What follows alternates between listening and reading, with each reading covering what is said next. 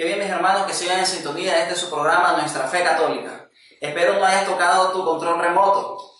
Guárdalo muy aparte de ti, para que podamos meditar acerca de este sacramento que estamos viendo, el sacramento de la unción de los enfermos. Como nosotros ya vimos, este sacramento es para sanar.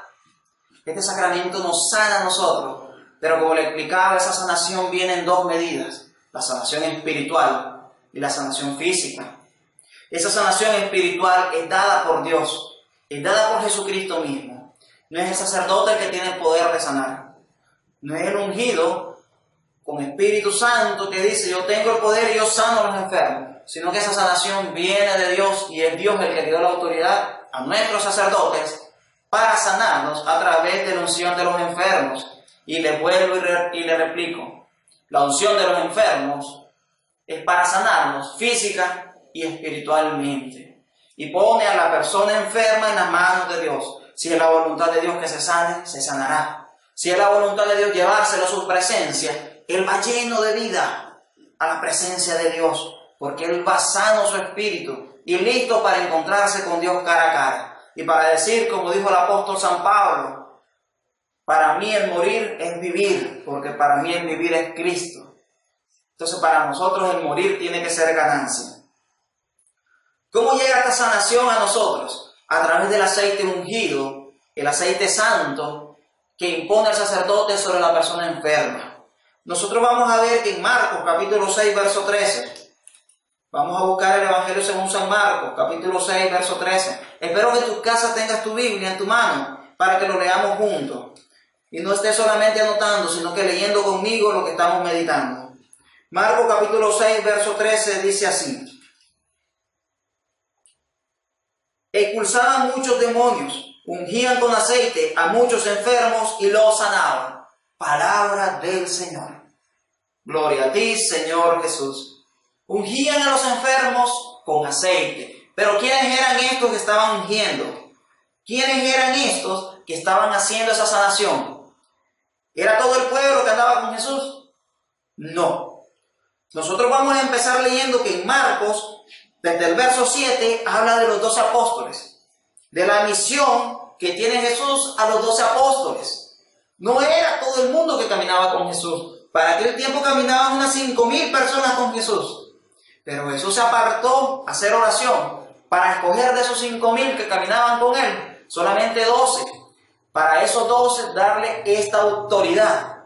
Esa autoridad, si hubiera sido para mí, Jesucristo se hubiera subido a la montaña y donde estaban sus 5,000 personas, le hubiera dado esa orden, le hubiera dado esa potestad para ir y expulsar demonios, para ir y hacer sanación a través del aceite santo. Pero no, Jesucristo no lo hizo así, porque eso lo tenía preparado Jesús para sus apóstoles, para los 12 apóstoles. Esta unción con el aceite santo es para devolver la salud. El aceite no es un rito mágico, no es que agarro aceite, te chorreo y ya te sanaste. No es un rito mágico, no es algo como un amuleto ni un fetiche, sino un instrumento, una simbología que usa Jesucristo para hablarnos de sanidad. Desde antiguo, el aceite ha significado salud para el pueblo judío. Nosotros lo vemos en Isaías capítulo 1, verso 6, en donde la profecía le está diciendo a Isaías, la palabra de Dios le está diciendo a Isaías, que tenía muchas enfermedades, tenía muchas heridas, que ni con ungüento, o sea que ni con aceite, se sanaban. Esas enfermedades no se sanaban con ese aceite. Estaba hablando que ni con el aceite que es hecho para sanar, se sanaban. Dándonos una comparación de que el aceite es para la sanidad. En Lucas capítulo 10, verso 34. Allí en Lucas vamos a encontrar lo que es la bella parábola que sale de la boca de Jesús. El hijo pródigo. La parábola del buen samaritano. En esa parábola encontramos una persona enferma, muy herida, que ha sido golpeado y robado por unos asaltantes. Y pasaron 3 personas. Y la última, que era el buen samaritano, fue el que se arrimó a él y lo sanó, ungiéndolo con aceite y echando vino sobre sus heridas. ¿Por qué vino? No era para emborracharlo. ¿Qué te duele mucho? Te voy a dar vinito para que el dolor se te vaya. No, nada que ver, mi hermano. Para aquellas personas que creen que tomándose una copita de guaro se te va a ir la gripe, eso es mentira, no te vayas justificando. El vino desde antiguo, los judíos sabían que el vino servía para limpiar las heridas de toda bacteria que puede infectarla. Ahora nosotros, tiempo después, la medicina moderna descubrió que el componente del alcohol neutraliza las bacterias, haciéndolas ineficaces y no te puedan infectar cualquier herida. Por eso te echan alcohol en las heridas. En aquel tiempo la Biblia lo sabía y la Biblia empleaba vino para limpiarte las heridas. Pero el aceite era empleado para sanarlas. Era una simbología que viene a usar Jesús en el sacramento de la unción de los enfermos. Un sacramento que se los da a los presbíteros. Como lo decía en Marcos capítulo 6, verso 13. Jesús le está hablando a los apóstoles, a los 12 discípulos. No le está hablando a cualquiera. Le está hablando a los discípulos del Señor. A los 12 discípulos. Estos 12 discípulos imponían las manos y constituían presbíteros. A las personas que ellos imponían la mano, le transferían el don del Espíritu Santo que ellos habían recibido de Jesucristo mismo. Y ese don ellos se lo transferían imponiendo a las manos, instituyendo presbíteros que estaban aptos para ir a ejecutar estos sacramentos que Jesús instituyó. Estos presbíteros los vamos a encontrar en el libro de los Hechos, Hechos de los Apóstoles. Para encontrarlo fácilmente, el libro de los Hechos se encuentra inmediatamente después del Evangelio según San Juan. En el Nuevo Testamento, obviamente, mis hermanos. El libro de los Hechos de los Apóstoles, capítulo 11, verso 30. Y dice así: y así lo hicieron enviando las limosnas a los presbíteros por medio de Bernabé y Saulo. Estamos hablando aquí en el momento en el que se hizo una gran recolecta de ofrendas para la iglesia de Jerusalén, que estaba pasando muchas desgracias, muchas dificultades. Entonces todas las demás parroquias, las demás pequeñas comunidades, reunieron fondos y le enviaron a los presbíteros, a los sacerdotes, a lo que nosotros ahora conocemos como párrocos de este pueblo de Dios. Estos párrocos se lo envían a ellos porque ellos eran los que administraban esa comunidad de creyentes y eran los que tenían esa orden de Jesucristo de anunciar el Evangelio, y eran los que tenían la orden de Jesucristo de expulsar demonios y hacer sanidades en su nombre, sanidades físicas y espirituales. Siguiendo en el libro de los Hechos de los Apóstoles, capítulo 14, verso 23. En cada comunidad nombraban ancianos, o sea, presbíteros, y con oraciones y ayunos le encomendaban al Señor en quienes habían creído. Palabra de Dios. Te alabamos, Señor.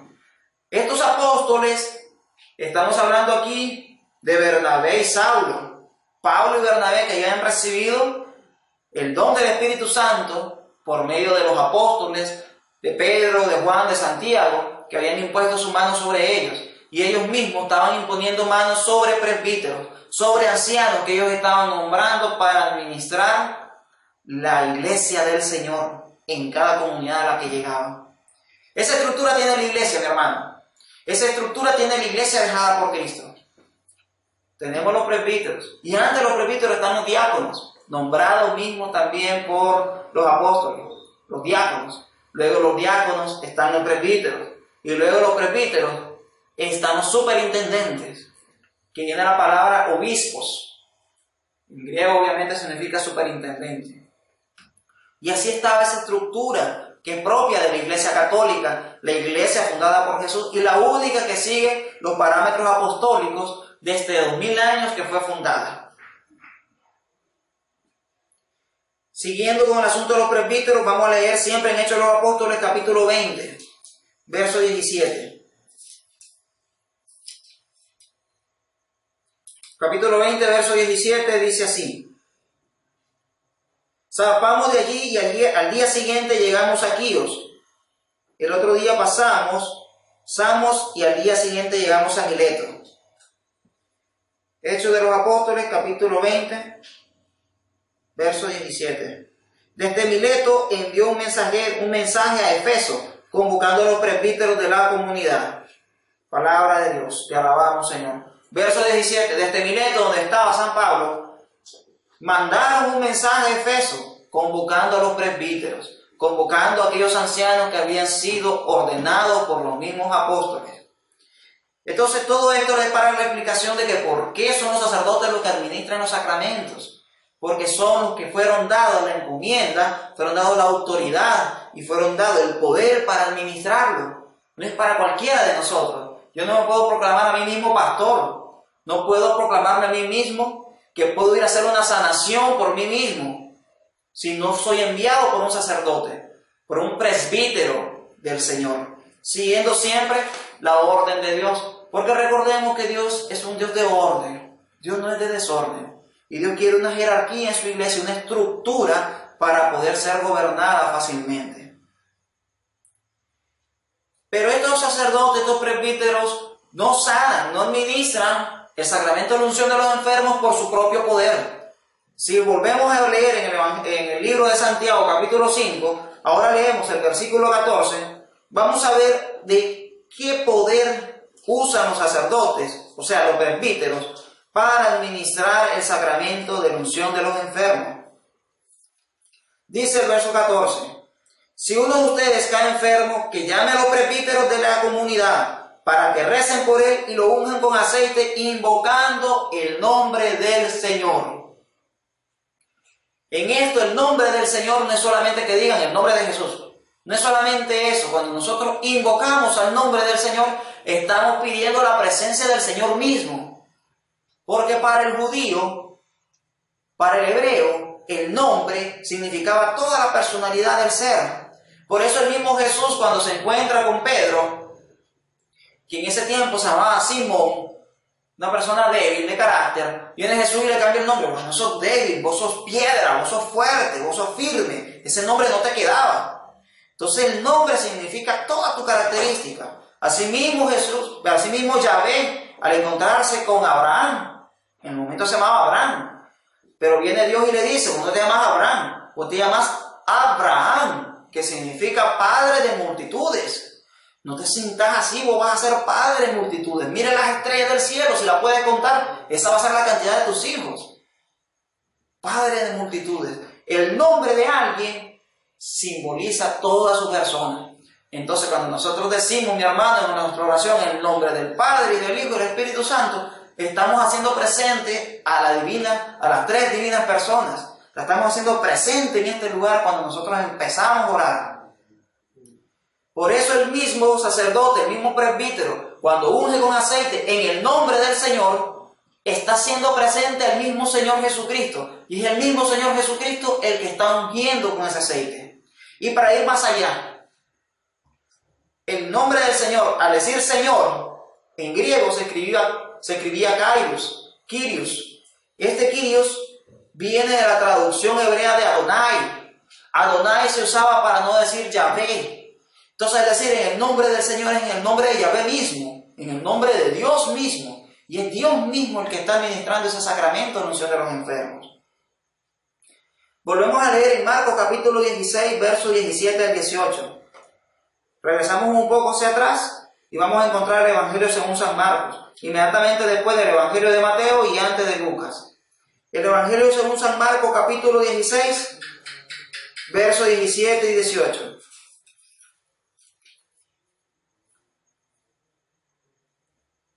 Verso 17 dice, a los creyentes acompañaban estas señales.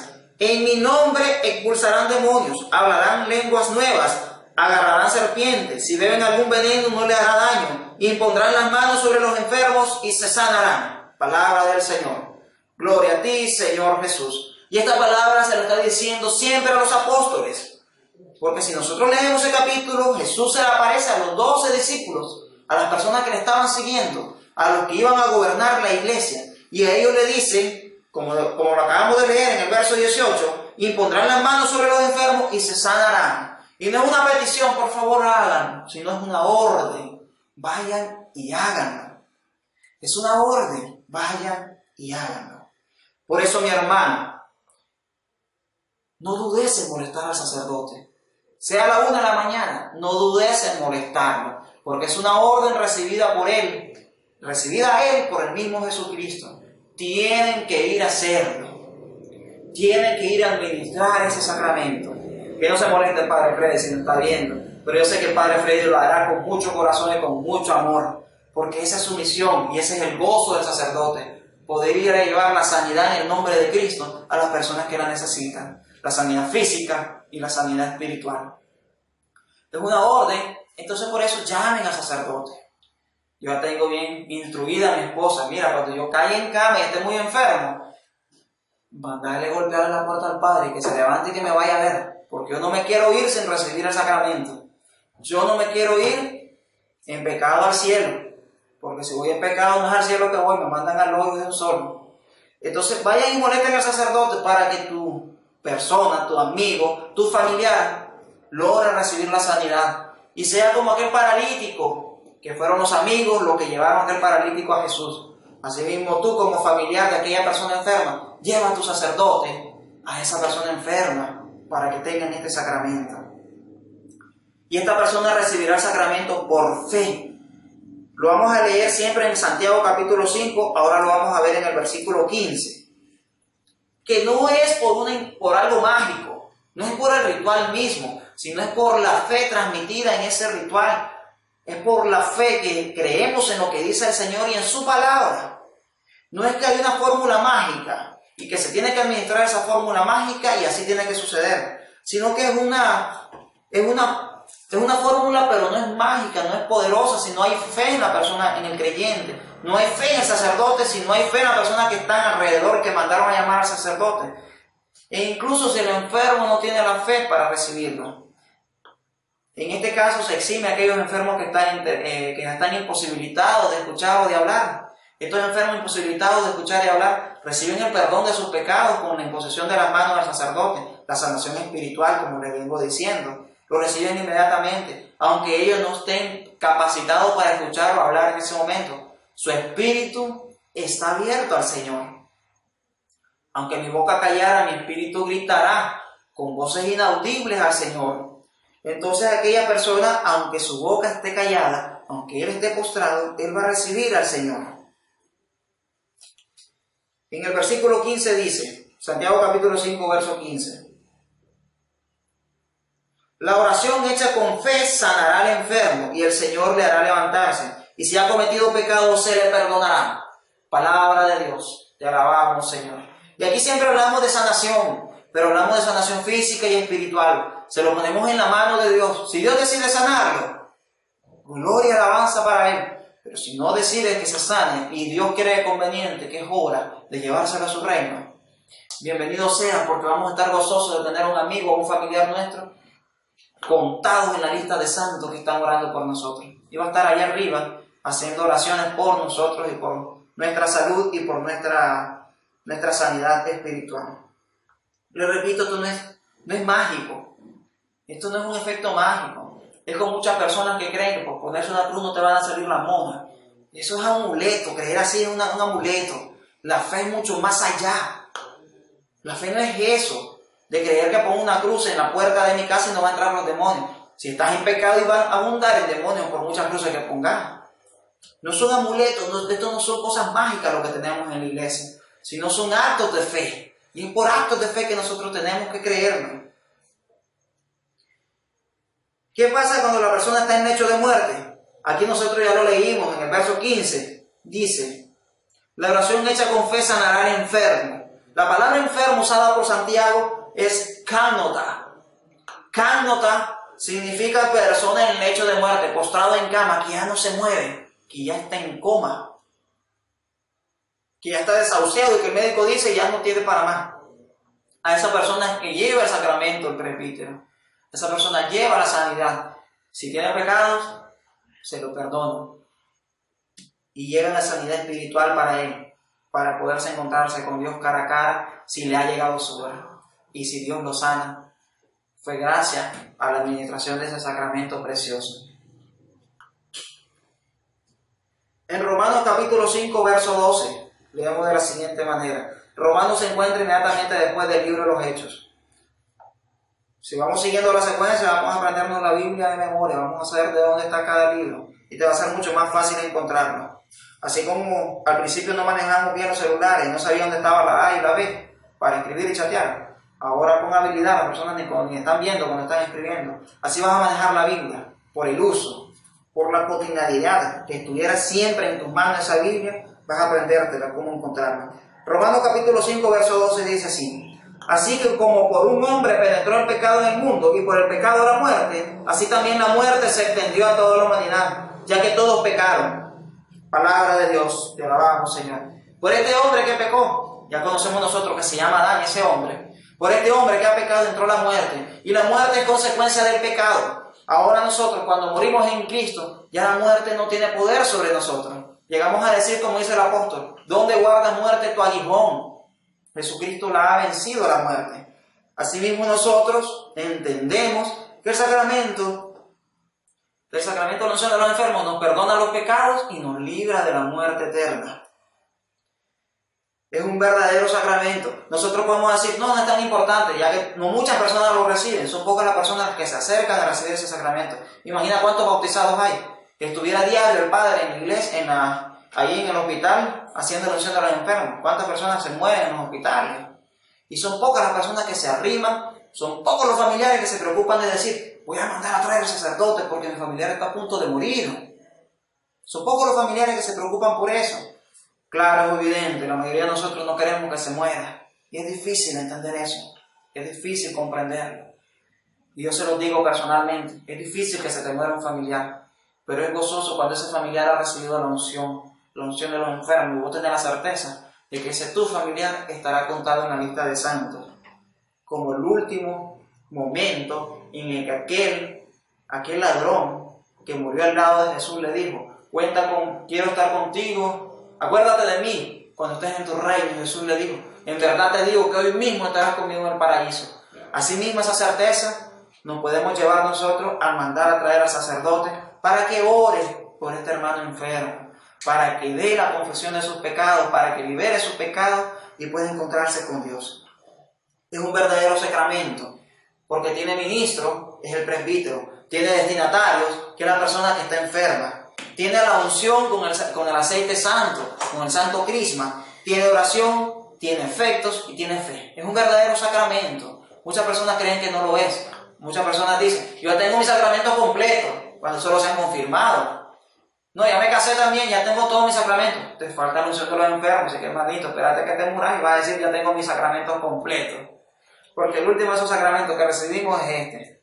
Muchas personas lo han recibido hasta 3 veces, porque cada vez que están a punto de morir y lo reciben se sanan. Mira qué milagro más bello. Yo conozco esos casos de personas que 3 veces, un amigo de la familia, 3 veces recibió al sacerdote y las 3 veces se sanó.